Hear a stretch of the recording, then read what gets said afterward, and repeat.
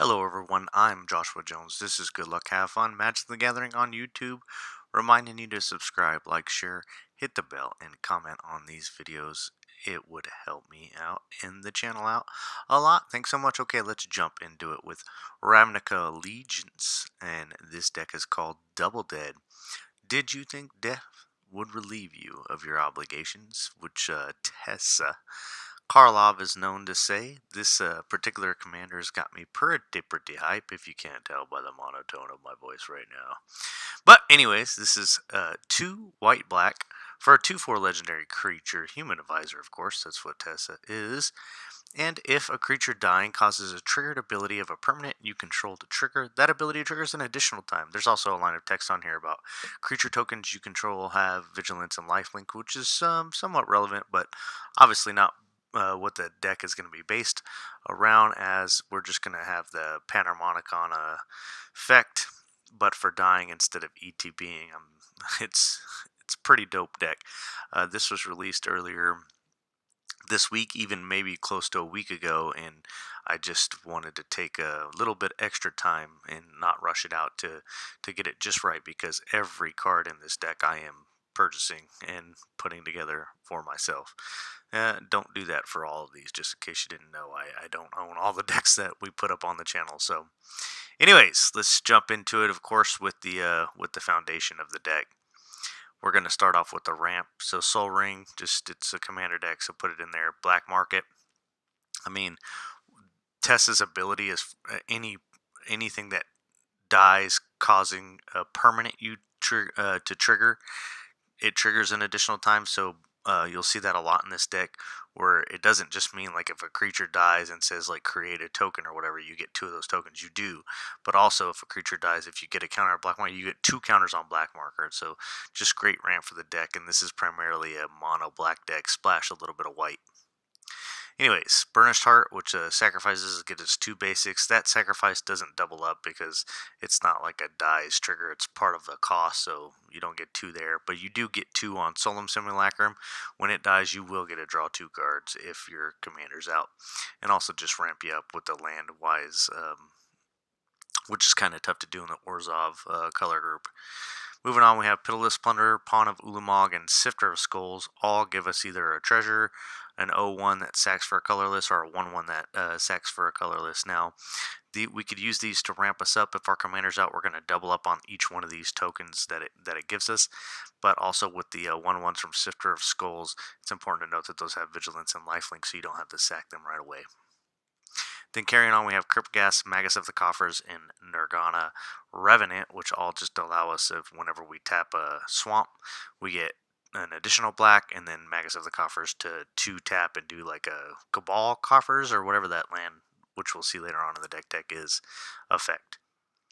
Then we're moving on to our removal package. So Acorn of Justice and Ashen Rider here. Basically, when Acorn dies, you get to exile 2 permanents if your commander's out.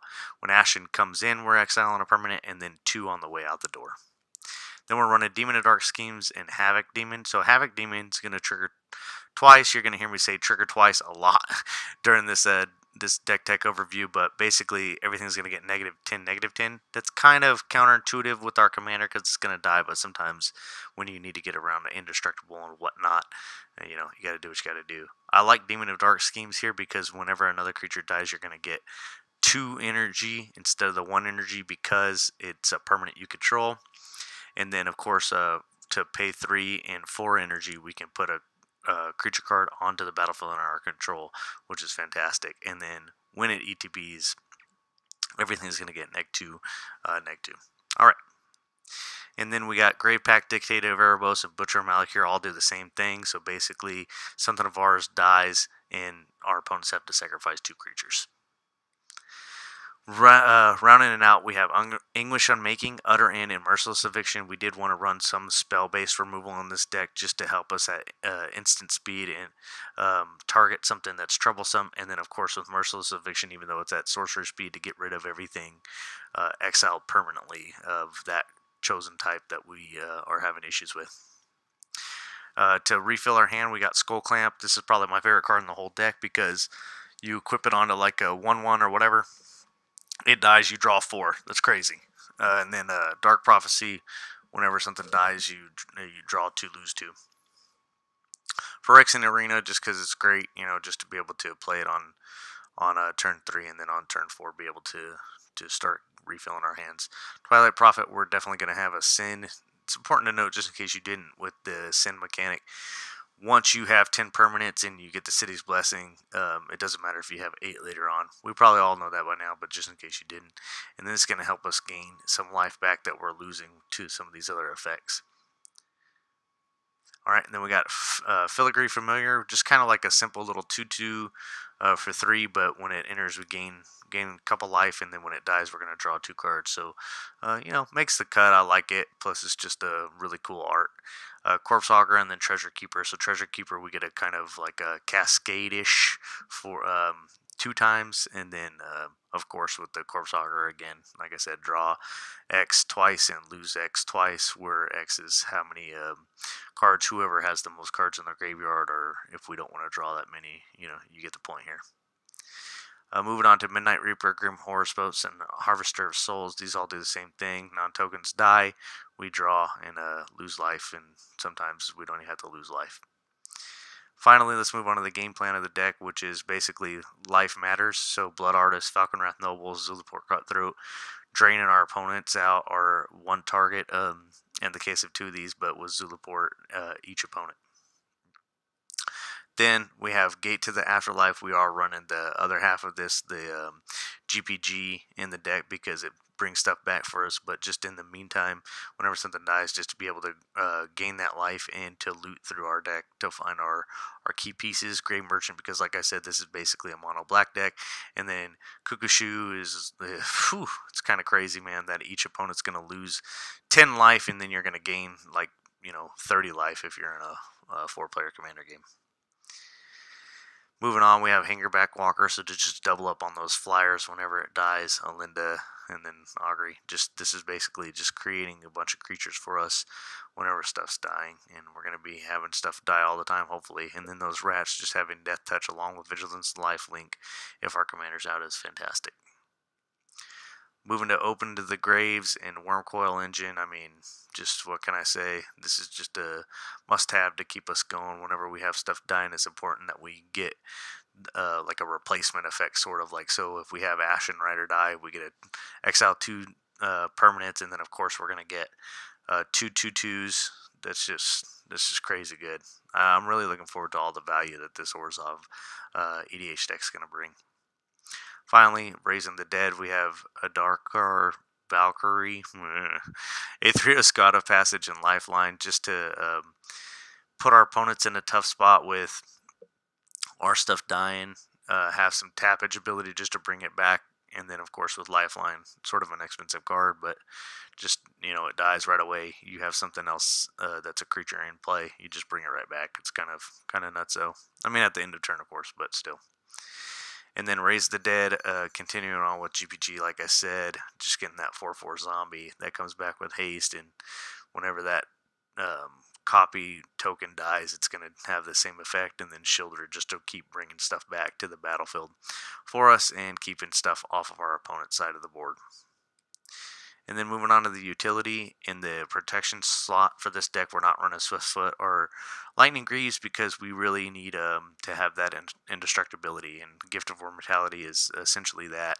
And then Darksteel Plate and Eldrazi Monument. This is going to give us another sacrifice outlet that triggers on our upkeep. We'll usually always have a creature around to sacrifice to it, and just the fact that we might not have a creature to sacrifice to it isn't worth giving up that +1/+1 flying and indestructible until we have to deal with that situation when we come to it. But it's just a great card that we had to include in the deck. And then of course we have ways to get stuff back from our graveyard, because we are Orzhov after all. Moving on, I just included artifact loops in here. So this is the Mirror Retriever, Junk Diver, Workshop Assistant, and Scrap Trawler, like you might be familiar with if you play Modern, and this is just a part of that KCI situation. Well, a couple of these aren't, but the Mirror Retriever and the Scrap Trawler definitely are, and basically these are just going to trigger multiple times. They can kind of just allow us to have this 4-card loop situation going on. And then we need sacrifice outlets, so of course we're running Ashnod's Altar in the deck, and then Vizier Seer in Trading Post. Then for the combo payoffs, we have Sword of the Parns, Torment of Hellfire, and a Sanguinate. Pretty much just good things if we can get the mana for them. And then Sanguine Bond and Exquisite Blood is like an automatic win in this deck, and then Revel and Riches and Approach of the Second Sun because I'm a sucker for alternate win conditions. Moving on to the lands for the deck, we're running 36 lands, including 10 swamps and 5 plains. Then we're going to run only 4 duels, so Command Tower, Shambling Vent as a man land or creature land. Orzhov Basilica is kind of like a little bit of a double mana card, and then to gain a life off Scour Barons, just a little extra there on the duel situation, even though this is a heavy black deck. Then we're running some ramp lands, so we have Nykthos, Crypt of Agadim, Cabal Stronghold, and Cabal Coffers. Not cheap lands, but Cabal Coffers is the one that the creature card from earlier, now I can't remember the creature card's name. Anyways, so all these are just great for ramping. We're running utility lands such as Bojuka Bog and Scavenger Grounds to deal with graveyards in general.